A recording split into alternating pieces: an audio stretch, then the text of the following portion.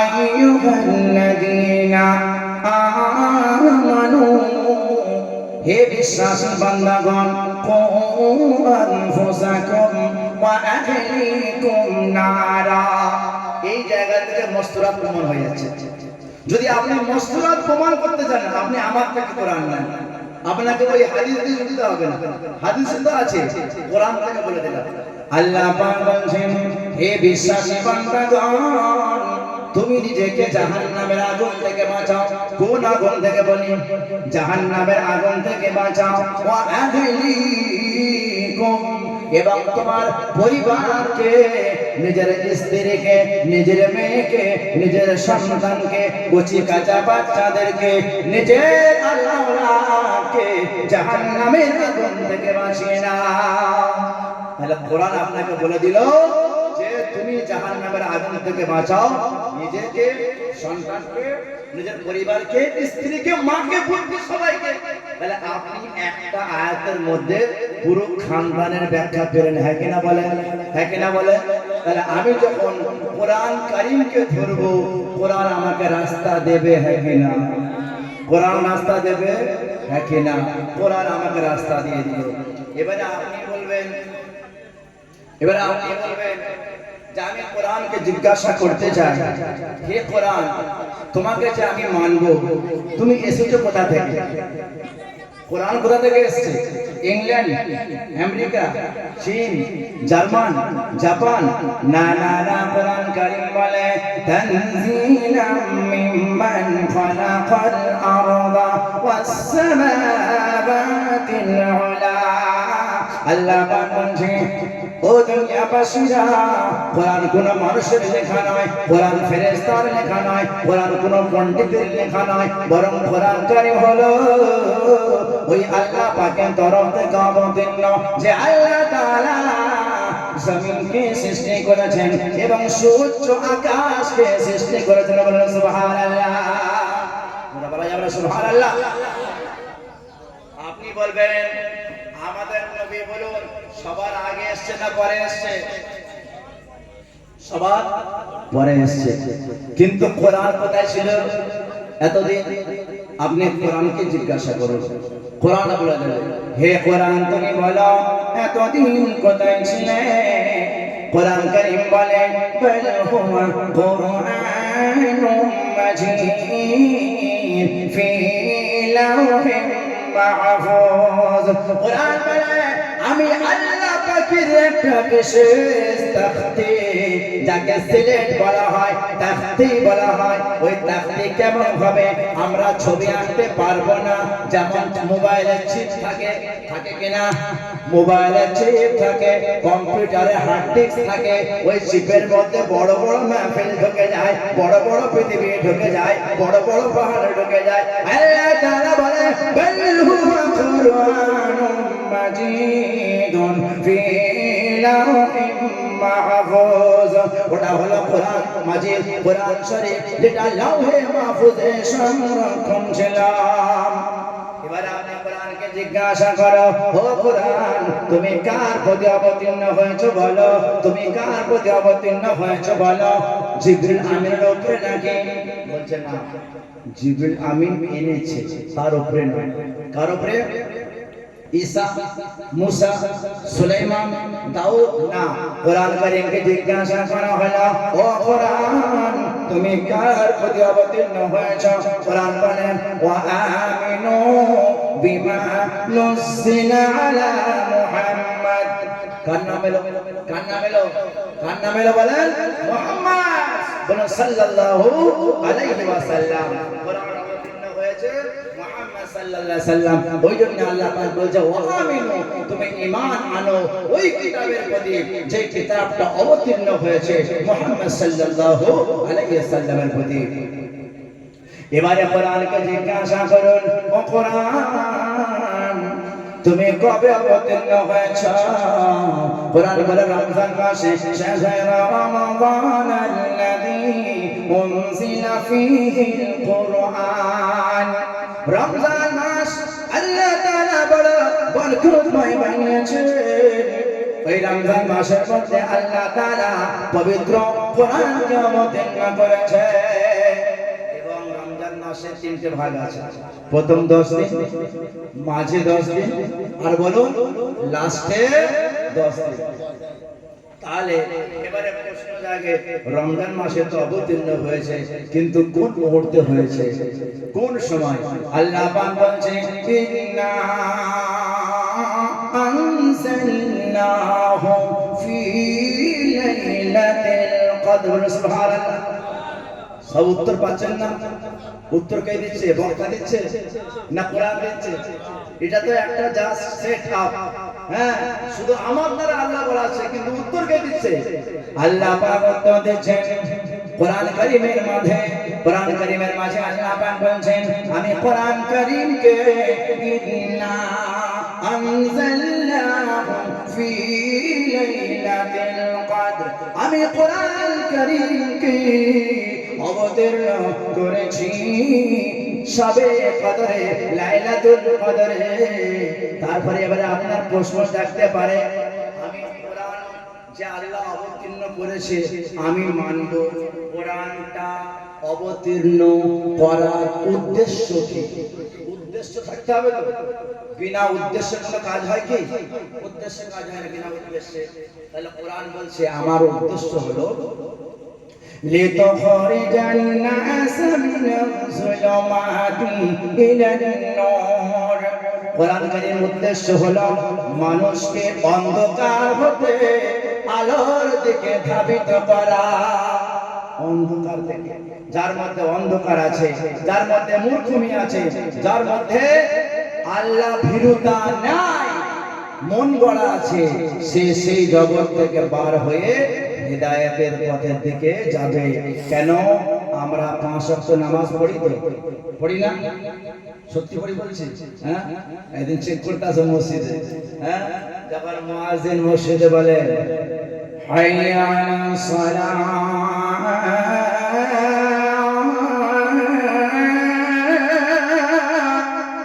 এসো নামাজের দিকে, আমি বললাম পরে যাব ওদিকে। বলে কেন কেন? বলে কারণ হলো আজকে দিল্লি থেকে ওস্তাগার আসবে পেমেন্ট দিতে। হ্যাঁ, আজকে আমি যাব হাটে মাল বিক্রি করতে, আমি এখন যেতে পারবো না। ওগো ইমাম সাহেব আমার বড় এখন জ্বালা, যতই বলো হাইয়া আলাস সালাহ, এখন আমার হলো যাওয়ার পালা। তাহলে আমার মন টানলো রিজিক দাতার কাছে নয়, যে রিজিক দেবে তার কাছে নয়, যার হাত করে দেবে তার কাছে। আপনার নামে আমি ধরুন কথাই বলছি, পাঠাবো না, 2 লাখ টাকা পাঠিয়েছি পিয়নের হাতে। এবারে পিয়ন সে ঘুরে বেড়াচ্ছে, হ্যাঁ, আপনাকে খুঁজছে, খুঁজতে খুঁজতে বাড়ি চলে গেছে। আপনি পেরেছেন,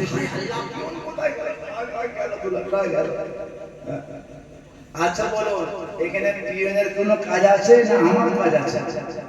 আমি তো আপনাকে পাঠিয়েছি। পিয়ন যদি আপনার কাছে না পাঠায়, তাহলে আমি ওই পিয়নের কাছে 2 লাখ টাকা কি করবো? আবার ফেরত নিয়ে নেব। তাই রিজিক দিচ্ছে কে? আল্লাহ। আল্লাহ তাআলা ফার্স্ট প্রাইজ দিয়েছে নামাজ পড়ো, শান্তির রুজি গড়ো। সুবহানাল্লাহ। আর যেখানে শান্তি রুজি আছে সেটা আমি ছেড়ে অশান্তির দিকে দৌড়াচ্ছি। আর আমি ভাবছি না, বিশাল পার্টি, সময় নেই, প্লেনের টিকিট কাটা আছে, নামাজ পড়া যাবে না, কাজা পড়ে নেবো, হুজুর তো বলে দিয়েছে প্রয়োজনে কাজা করা যাবে, কাজা করা যাবে, হুজুরের মশলাটা ভালো মনে রেখে দিয়েছে। কথা বলে আসছে আমার সোনার ছাত্ররা, সুখ শান্তি সফলতা ইজ্জত সম্মান শান্তির রিজিক কাতে আছে বলুন? নামাজের মধ্যে আছে। এই কলেমা এবং নামাজ শেখানোর জন্য সারা বিশ্বে সব ধরনের মেহনত চলছে, ঠিক না বেঠিক? সব ধরনের মেহনত চলছে। ওলামায়ে ইকরামরা মাদ্রাসার খিদমত করছেন, কোরআন হাদিসের জ্ঞান দিচ্ছেন, হাজার হাজার লাখ লাখ আলিম মুফতি মাওলানা হাফেজ কারি তৈরি হচ্ছে, ঠিক না বেঠিক? জামাতের কাজের দ্বারা, দাওয়াতের কাজের দ্বারা অসংখ্য সুদখোর, মজখোর, ঘুষখোর যারা দিন বলে জানতো না, তাদের হাত ধরে, মুখ ধরে, চেহারা ধরে আল্লাহর ঘরের দিকে আনা হচ্ছে। ঠিক না ঠিক বলে? হ্যাঁ,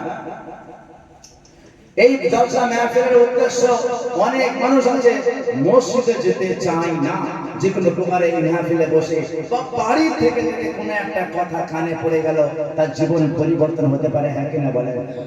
লেখনের মাধ্যমে, কিতাবের মাধ্যমে যে শিক্ষিত হয়, সে যার বই পুস্তক পড়ার নেশা থাকে, হয়তো বই পড়তে পড়তে একটা হাদিস ভালো লেগে গেল, একটা কোরআন কারীমের আয়াত ভালো লেগে গেল, তার জীবন পরিবর্তন হতে পারে। হ্যাঁ কিনা বলেন?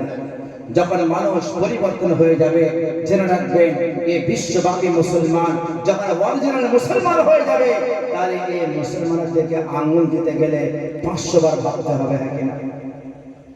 যখন ইসরায়েল আমেরিকা বুঝে গিয়েছে ফিলিস্তিনকে মারছি, সবাই চুপচাপ দর্শক হয়ে দেখছে। বিশ্বের সুপার পাওয়ার তুর্কি, বিশ্বের আরো ক্ষমতাশীল মুসলিম কান্ট্রিগুলো, যেগুলো মুসলিম কান্ট্রি, গালফ কান্ট্রি রয়েছে, তারা সব শুধু তামাশা দেখছে। ইসরায়েল জানে ওরা আমার সঙ্গে ব্যবসা করবে, আমি এদেরকে মেরে যদি শুইলেও দিই এরা কিছু বলবে না। ফিলিস্তিন, আহারে অসংখ্য নারী, 60,000 পুরুষ এবং মহিলা তারা শহীদ হয়ে গিয়েছে। বিশ্বের দিকে তাকিয়ে তাকিয়ে তাকিয়ে দেখছে, আহারে 57টা কান্ট্রি মুসলিম দেশ থাকার সত্ত্বেও আজ আমরা এত অসহায়। যে ইহুদি নাজায়েজ আওলাদ, যাদের নিজস্ব কোনো দেশ নাই, যারা বিশ্বের সবথেকে সংখ্যায় কম, কিন্তু তারা আজ বিশ্বের মুসলমানের প্রতি অত্যাচার, অন্যায়, অবিচার করলো। আজ এত কান্ট্রি আমার নাই, ক্ষমতা নাই, আমরা ভারতবাসী, আমরা যাই পারে করি আমরা দোষী। ঠিক না বেটি? আমরা যাই পারি আমরা দোষী, কিন্তু আমরা তো পাচ্ছি না।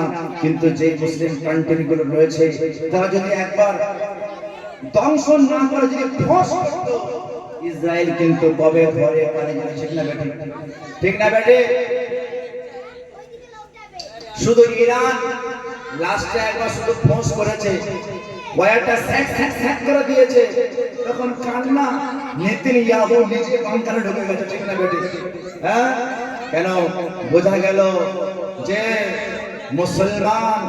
মুসলমান শুধু নামাজ পড়লে হবে না, শুধু রোজা রাখলে হবে না, কোরআন তেলাওয়াত করলে হবে না, তাসবিহ নিয়ে ঘুরলে হবে না।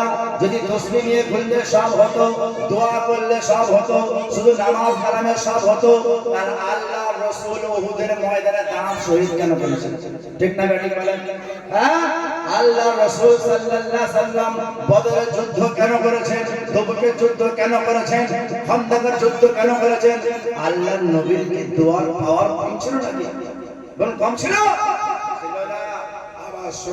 বন্ধুরা, শুধু যুদ্ধ করেনি, যেই যুদ্ধের মধ্যে একটা সুন্নত ছেড়ে গেছে, সেই যুদ্ধ হেরে গেছে।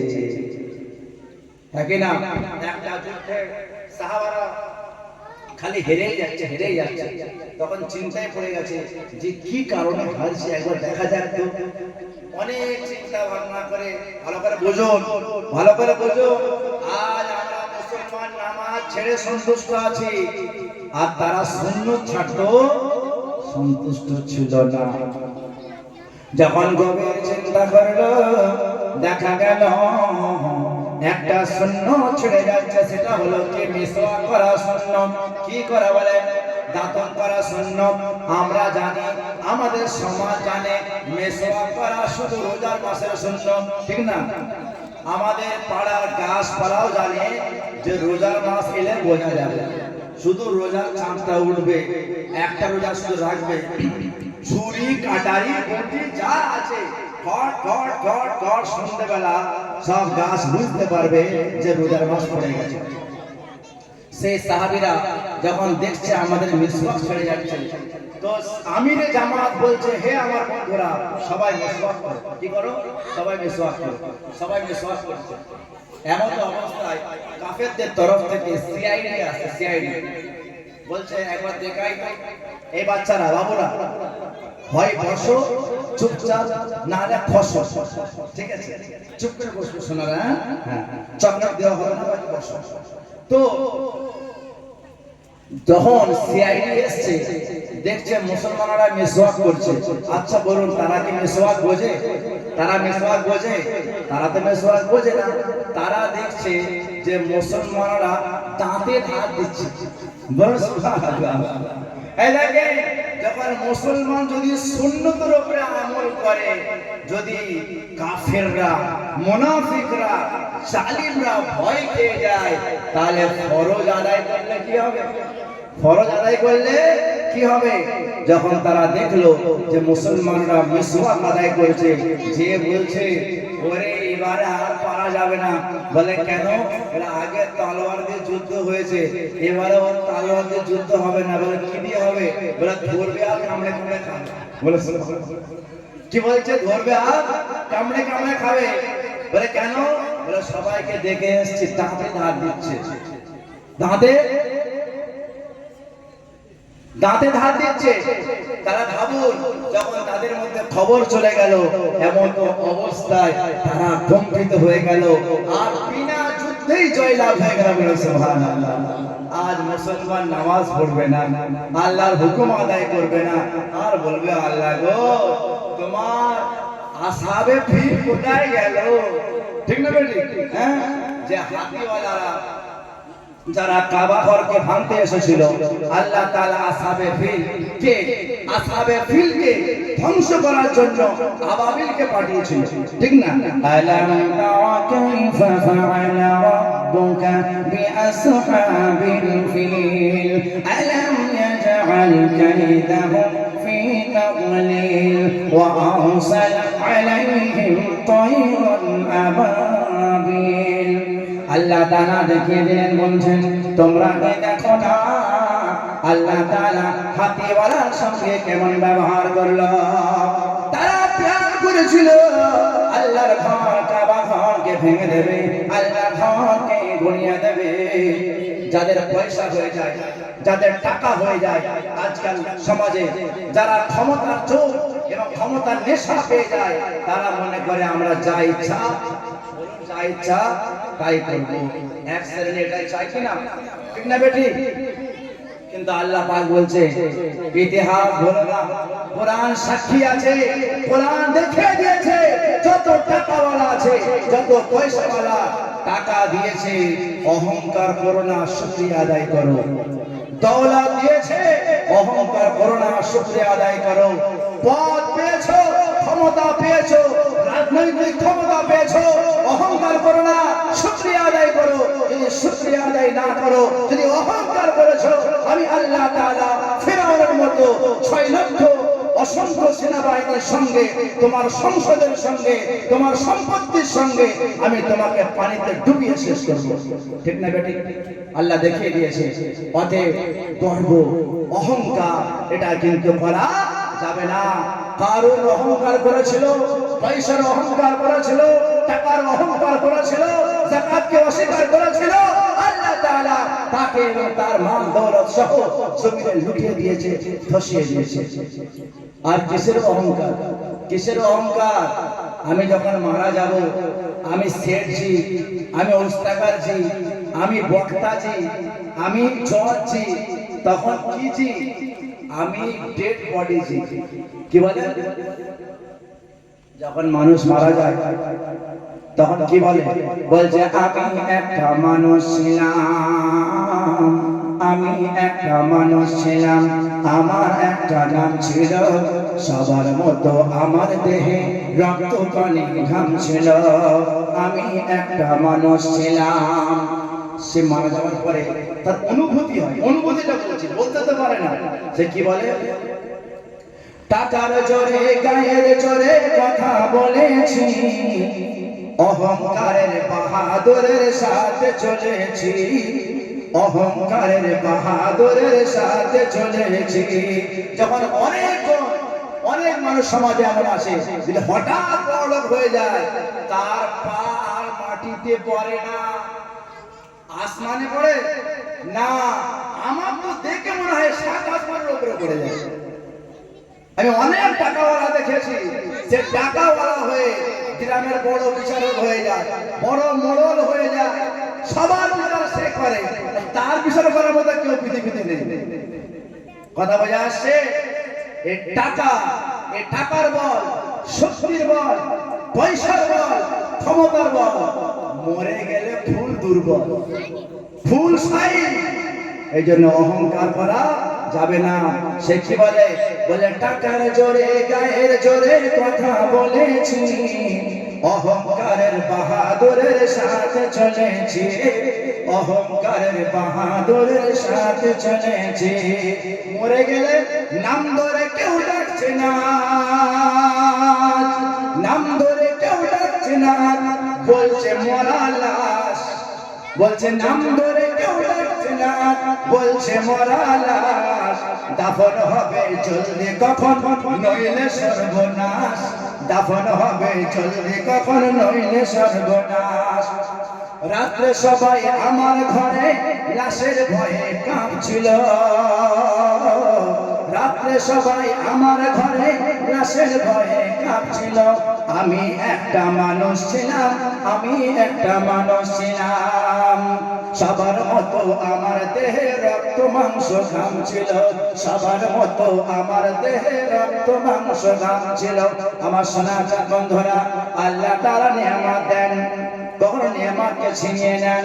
নিয়ামত যখন দেবে আল্লাহ বান্দারা তুমি শুকরিয়া আদায় করো, যদি শুকরিয়া আদায় না করো জেনে রেখে দাও আমি ফিরআউনকে ডুবিয়ে দিয়েছি, কারূনকে ধসিয়ে দিয়েছি, নমরুদকে শেষ করে দিয়েছি। বিশেষ করে বাবা যতগুলো রয়েছে যারা অহংকার করেছে আমি তাদেরকে মাটির সাথে মিশিয়ে দিয়েছে। অতএব অহংকার করা যাবে না। সোনাচাঁদ বন্ধুরা, বলার উদ্দেশ্য হলো আমরা পৃথিবীতে এসেছি আল্লাহর হুকুমে চলবো, আল্লাহর ইবাদত করব। আর আমাদের নামাজ, রোজা, হজ, যাকাত শুধু নয়, আমাদের ব্যবসা বাণিজ্য এটাও ইবাদত। এটাও কি বলেন? ইবাদত।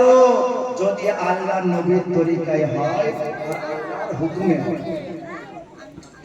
কাল কিয়ামতের ময়দানে কেউ কারোর বোঝা বহন করবে না, কেউ কারোর বোঝা যদি মনে করে আমার আব্বা 4 মাস লাগিয়েছে আমি দাঁড়িয়ে পেচ্ছাপ করবো, একবারও নামাজ পড়বো না, কাল কিয়ামতে আমার বাপ এক টান মারবে আর জান্নাতে নিয়ে চলে যাবে। হবে হবে হবে? যদি কেউ মনে করে আমার আব্বা মুফতি সাহেব, ইমাম সাহেব, হাফিজ সাহেব, মাওলানা সাহেব, বক্তা সাহেব, আর সেই ছেলে নামাজের ধার ধারে না, কোরআন পড়ে না, নবীর তরিকায় চলে না, আর যদি মনে করে আমার আব্বা এত বড় আলেম, বলুন এত বড় আলেম হয়ে তার ছেলেকে পার করাতে পারবে? পার করাতে পারবে? শুধু না বললে হবে না, কোরআন থেকে বলতে হবে। আমি সব কোরআন থেকে বলছি, কোরআনকে জিজ্ঞাসা করলাম কোরআন তুমি বলো, যদি আমি নিজে আমল না করি পার করতে পারবো? সূরার নাম সূরা তাহরিম। আল্লাহ পাক বলেন وضرب الله مثلا للذين كفروا امرأة نوح وامرأة لوط كانتا تحت عبدين من عبادنا صالحين فخانتاهما فلم يغنيا عنهما من الله شيئا وقيل ادخلا النار مع الداخلين। আল্লাহ পাক বলছে দুনিয়াবাসীরা জেনে রেখে দাও, কেউ কারোর আমল ছাড়া পার হতে পারবে না। আল্লাহ উদাহরণ দিলেন দরাবাল্লাহু মাতালান লিল্লাযিনা কাফারু ইমরাতান নূহ। হযরত নূহ আলাইহিস সালাম নাম শুনেছেন? নাম শুনেছেন? এই দেখেন এখান থেকে মসলাতুল ফিকির আপনি বলতে পারেন, এটা মসলাতের জন্য আপনি বলতে পারেন, এটা চলবে। কি হযরত নূহ আলাইহিস সালাম সারা বিশ্বে তিনি দাওয়াত দিয়েছেন, নিজের বিবিকেও দিয়েছেন, সন্তানকেও দিয়েছেন, কিন্তু তার বিবি তার স্বামীর কথা বলে শোনেনি, মানেনি। আল্লাহ পাক বলছে সে হলো কাফিরা। তার ঠিকানা কোথায় বলে? কোথায়? জোরে বলে কোথায়? জাহান্নাম। তার নবীর বিবি হবার সত্য কোথায় যাচ্ছে? জাহান্নাম। আর দ্বিতীয় কথা কি বললেন? হযরত লূত আলাইহিস সালাম তার স্ত্রী, অথচ নবীর স্ত্রী কোথায় আছে বলেন? জাহান্নামে। কারণ হলো নবীর স্ত্রী হলে হবে না, নবীর স্ত্রী হলে হবে না, নবীর মতো ইসলাম গ্রহণ করে নবীর মতো ঈমানদার হতে হবে, আল্লাহকে বিশ্বাস করতে হবে, জামানার নবীকে মানতে হবে, আল্লাহর হুকুমকে মানতে হবে, সেই নবীর তরিকা মানতে হবে। যদি না মানে সে হলো কাফির কিংবা কাফিরা। তার ঠিকানা কোথায়? জাহান্নাম। আচ্ছা বলো, ফিরআউনকে সবাই চিনি তো? চিনি তো? এই ফিরআউনের নাম কোথায় আছে বলেন? কোথায় আছে বলেন? কোরআনে আছে না? অনেকে বলে হুজুর আমার একটা ছেলের নাম রাখবেন তো কোরআন থেকে। আমরা ঠিক আছে বলে দেবো, ওখানে একটু সময় লাগে তো ব্যস্ত থাকি, অনেক সময় খুব তাড়া থাকে, হুজুর বলুন না একটু, আমার ছেলের জন্ম সার্টিফিকেট করতে হবে। সে আমি কোথায় আছে দেখবে না, জলসায় আছে, যে বাথরুমে আছে না কোথায় আছে, তাকে এক্ষুনি দিতে হবে। সে এখন খুঁজে খুঁজে খুঁজে কোরআন থেকে নাম বার করেছে সারিকা। কি বার করেছে বলেন? সারিকা। হ্যাঁ, তো সে মনে করেছে আমি কোরআন থেকে পেয়েছি এত সুন্দর নাম, সে নাম রেখে দিয়েছে মেয়ের নাম। অথচ হযরত বসে আছেন আমাদের পরবর্তী বক্তা, যারা আরবি ব্যাকরণ সম্বন্ধে জানেন তারা জানেন, সাহেব আছেন, মুয়াজ্জিন সাহেব আছে, যে সারিকা মানে চুরি করা। কি করা বলেন? কি করা বলেন? চুরি করা। এবারে সে যখন মেয়েটা বড় হলো, একবার মায়ের বোকাবার থেকে পয়সা নিয়ে নেয়, আব্বার পকেট থেকে পয়সা নিয়ে নেয়, কামের মাল কেনার জন্য পয়সা লাগে সেখান থেকে পয়সা নিয়ে নেয়, খালি পয়সা নিয়ে নিচ্ছে। হুজুররা তাবিজ করে দেবে না? বলে কেন? বলে আমার মেয়ে খালি পয়সা চুরি করেছে। ওর নাম কি রেখেছো? বলে সারিকা। ও সারা জীবন চুরি করে। কথা হয়ে যাচ্ছে না? হ্যাঁ, তাহলে আমাকে শুধু কোরআন থেকে নাম রাখলে হবে না। আচ্ছা বলো, কেউ যদি নিজের ছেলের নাম রাখে ফিরআউন, কি রাখে বলেন? কি রাখে? ফিরআউন। আর বলে কোথায় আছে? কোথায় আছে ফিরআউন নাম? কোথায় আছে? কোরআনে আছে। রাখা চলবে? রাখা চলবে? নিজের ছেলের নাম ফিরআউন কেউ রাখে না। আর একটা সমাজের নাম এখানে আছে কিনা বলবো না, আরিয়ান বলে কেউ আছে? তো তার বলবো না, যদি আরিয়ান ছেড়ে দেন, ঠিক আছে? তো যাই হোক, এটা মনে কথা হচ্ছে অনেক নাম এমন আছে সেই নামগুলো আমাকে না জেনে রাখা কিন্তু উচিত নয়। যে কোনো নাম রাখতে গেলে আমাকে বিজ্ঞ আলেমের সঙ্গে পরামর্শ করতে হবে, শুধু কোরআন থেকে তুললেই হবে না। কোরআনের নাম অনেক এমন মানে আছে যেগুলো আল্লাহ বোঝাবার জন্য বলেছেন। বা সাহুর, একজনকে সাহুর বলে কোথায় আছে? বলে সূরা আরাইতাল্লাযী মাউনে আছে। সাহুন মানে নামাজ থেকে অজ্ঞ, নামাজের মধ্যে থেকেও নামাজের মন নাই, নামাজ থেকে ভুলে যাওয়া, নামাজ থেকে সরে যাওয়া। বলে কোরআন থেকে পেয়েছি। তাহলে বোঝা গেল নাম রাখার আগে আমাকে নামের অর্থটা জানতে হবে। এবারে বুঝুন, তাহলে এতক্ষণ কি বুঝলেন? যে নবীর বিবি হওয়ার সত্ত্বেও যদি ঈমান আমল না তৈরি করে তার ঠিকানা কোথায় হবে? জাহান্নাম। এবারে আসুন, ফিরআউন সবাই জানেন বড় কাফির ছিল, আবার বড় নেতা ছিল। আজকালের ক্ষুদ্র নেতার মতো নয় যে 5 বছরের নেতা, 10 বছরের নেতা, 2014 এসছে, কেন্দ্রে আছে, বলে 50 বছর থাকবো, এনআরসি করবো, এসিআর তো হয়ে যাচ্ছে, সব তৈরি থাকে, ডকুমেন্ট ঠিকঠাক করে নেন, ঠিক আছে? তো ব্যাপার হচ্ছে এখন অনেক কিছু হবে। এইটা হলো ক্ষুদ্র নেতা। এটা কি বলেন? ক্ষুদ্র নেতা। আর সব থেকে বড় নেতা ছিল ফিরআউন। ফিরআউন যার কথা শেষ কথা, যে নিজেকে কি বলেছো? আনা রাব্বুকুমুল আ'লা। নিজেকে দাবি করেছিল আমি হলাম সব থেকে বড় প্রভু, আমি হলাম সব থেকে বড় আল্লাহ। বলেন নাউযুবিল্লাহ। আল্লাহ বলে দাবি করেছিল। আল্লাহ তাআলা তার কাছে হযরত মূসা আলাইহিস সালামকে পাঠালেন। হযরত মূসা আলাইহিস সালামকে পাঠালেন। হযরত মূসা ভালো করে কথা বলতে পারতেন না, তোতলা ভাবছিল। তাই আল্লাহ পাকের কাছে দোয়া করলেন, আল্লাহ গো, আমার ভাই হারুন ভালো কথা বলতে পারে, ওকে আমার সঙ্গে মুতাকাল্লিম বানিয়ে দেন। কি বানিয়ে দেন বলেন? স্পিকার বানিয়ে দেন, তর্জমান বানিয়ে দেন, মুতাকাল্লিম বানিয়ে দেন। আল্লাহ তাআলা বানিয়ে দিলেন। তারপরে আল্লাহ পাক দাওয়াত দেওয়ার গাইডলাইন দিয়ে দিলেন। মুসা এই হারুন তোমরা যখন ফিরাউনের কাছে যাবে মিষ্টি ভাষায় কথা বলবে, তেতো ভাষায় কথা বলবে না, নম্র ভাষায় কথা বলবে। তাকে দাও দাও, হয়তো তোমার মিষ্টি ভাষার কারণে ফিরাউন তোমার কথা শুনে নেবে। তাহলে বোঝা গেল দাওয়াত যখন দেব মিষ্টি ভাষায় না, তেতো ভাষায়। কি ভাষায় বলেন? তেতো ভাষায়। মিষ্টি ভাষায় কে শেখালো বলেন? আল্লাহ শেখালো। আচ্ছা বলুন, ফিরাউন ইসলাম গ্রহণ করেছিল? করেছিল? আল্লাহ পাক দেখিয়ে দিল, এ ফিরাউন, যাকে তুমি মারার জন্য হাজার হাজার বাচ্চা শিশুকে হত্যা করেছ, সেই মুসা আলাইহিস সালামকে আমি রব্বুল আলামিন কিন্তু তোমার ঘরে লালন পালন করেছি। বলেন সুবহানাল্লাহ। যাকে তুমি মারতে চেয়েছো আমি রব্বুল আলামিন তাকে তোমার খানদানে, তোমার পরিবারে আমি বড় করেছি। ফিরাউন সে বড় কাফির ছিল, কিন্তু তার বিবি আসিয়া সম্বন্ধে আপনি এটা মাসদুরাতে বলতে পারেন, দাওয়াত লাইনে বলতে পারেন, মেয়েদেরকে শেখানোর জন্য বলতে পারেন। ফিরাউন ছিল বড় কাফির, আল্লাহর অভিশপ্ত বান্দা ছিল, আল্লাহর বড় দুশমন ছিল, কিন্তু তার স্ত্রী বড় আল্লাহ ওয়ালি ছিল। তার স্ত্রী সম্বন্ধে আল্লাহ পাক বলেন, ওয়া দারাবাল্লাহু মাতালান লিল্লাযীনা আমানু ইমরাতা ফিরআউন। আল্লাহ পাক উদাহরণ দিলেন ফিরআউনের কথা, ফিরআউনের স্ত্রীর কথা, যে ঈমান এনেছিল। ইন ক্বালাত রাব্বি বিনি লি ইনদাকা বাইতান ফিল জান্নাতি ওয়া নাজ্জিনি মিন ফিরআউনা ওয়া আমালিহি ওয়া নাজ্জিনি মিনাল কওমিজ যালিমিন। আয় আল্লাহ, আমার জন্য তুমি জান্নাতে একটি ঘর বানিয়ে দাও, আমাকে ফিরআউনের হাত থেকে এবং ফিরআউনের আমল থেকে, ফিরআউনের জুলুম থেকে আমাকে বাঁচিয়ে নাও।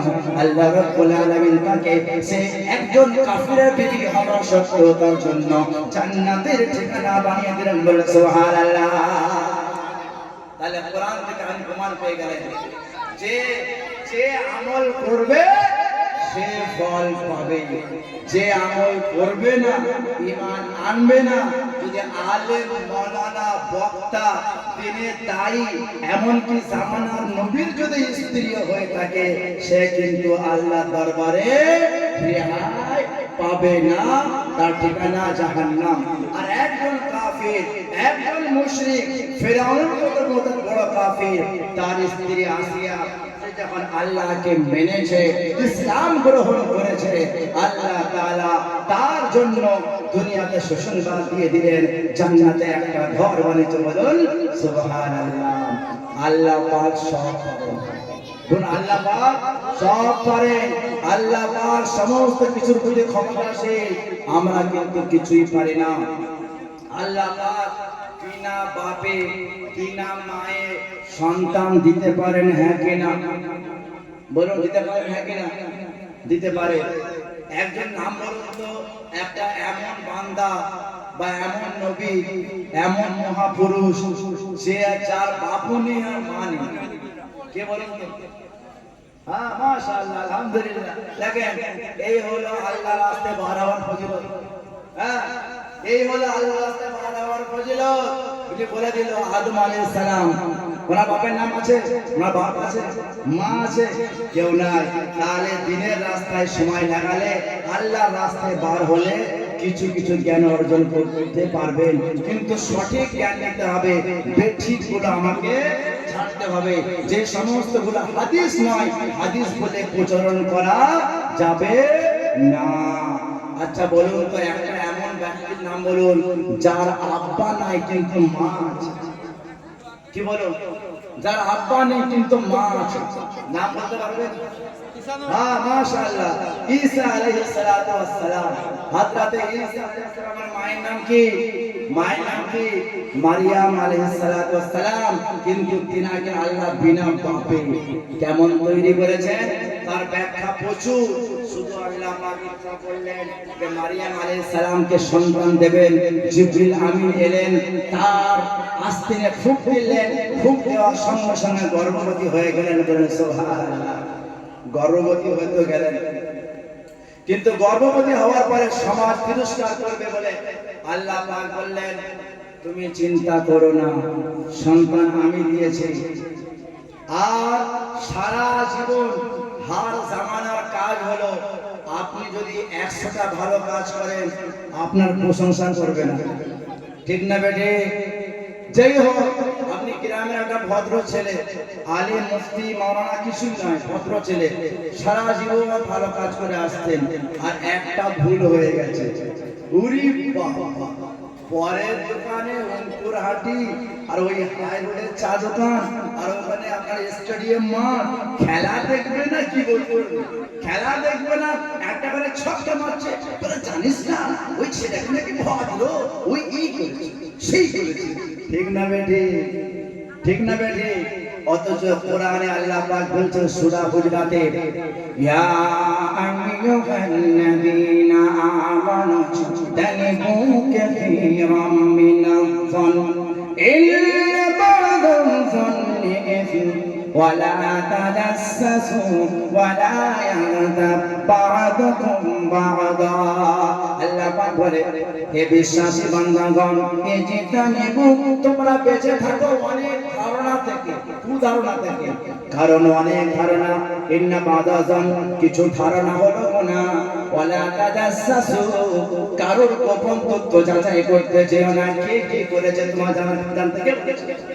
তোমাকে জানতে কে বলেছে? কারোর দিকে একটা আঙুল দেখাও, তাহলে ভাবতে হবে এই বাকি আঙুল কোন দিকে আছে? তোমার দিকে আছে, হ্যাঁ কি না বেটি? তোমাকে কারো দোষ ধরার জন্য আল্লাহ দুনিয়াতে পাঠায়নি। রাসূলের হাদিস আছে যে যে ব্যক্তি নিজের কোনো ভাইয়ের দোষকে প্রকাশ করে দেবে, আল্লাহ তাআলা তাকে ঘরে বসে বেইজ্জত করবে এবং কাল কিয়ামতের ময়দানে আল্লাহ পাক তারও দোষ প্রকাশ করে দেবেন, নাকি না? ওই জন্য কারোর দোষ গোপন তথ্যকে বলার কোনো প্রয়োজন নাই। হুজুর আসতে আর বলছে ওয়ালা তাজাসসু ওয়ালা ইয়াগতাব বা'যুকুম বা'যা, কেউ কারোর গীবত করবে না, কারোর পিছনে কথা বলবে না, কারোর সমালোচনা করবে না। কারণ হলো গীবত করা মানে আল্লাহ পাক বলছেন, আইয়ুহিব্বু আহাদুকুম আন ইয়াকুলা লাহমা আখিহি মাইতান ফাকারিহতুমুহু, কেউ কি পছন্দ করবে নিজের মরা ভাইয়ের মাংস খাওয়া? কেউ পছন্দ করবে নিজের মানুষের মাংস, আবার মরা ভাইয়ের মাংস যেমন ঘৃণা মানুষ করে? বলছে তার থেকেও ভয়াবহ শাস্তি হলো যে গীবত করে। যদি কেউ অন্যায় করে তার অন্যায়টা তাকে গোপন করে বলে বুঝিয়ে দাও, বাবা এটা করো না, ভাই আমার এটা ভুল হচ্ছে, আমার কাকাজি, আমার বাপ, আমার খালুজি, বাবুরে এটা করতে নাই, তাকে বুঝিয়ে আদর করে সরিয়ে দাও। যদি তার পিছনে গীবত কিল্লা করতে থাকো, মরা ভাইয়ের মাংস খাওয়ার থেকে বড় ভয়াবহ, এটা আল্লাহর কোরআন বলছে। শুধু তাই নয়, বলছে রাসূল সাল্লাল্লাহু আলাইহি ওয়াসাল্লামের হাদিস বলছে, আল গীবাতু আশাদ্দু মিনাজ জিনা, জিনা করা কত খারাপ কাজ সবাই জানি, ব্যভিচার করা কত নোংরা কাজ, কিন্তু বলছে ওই নোংরা কাজের থেকে বেশি গুনাহ হলো গীবত করা।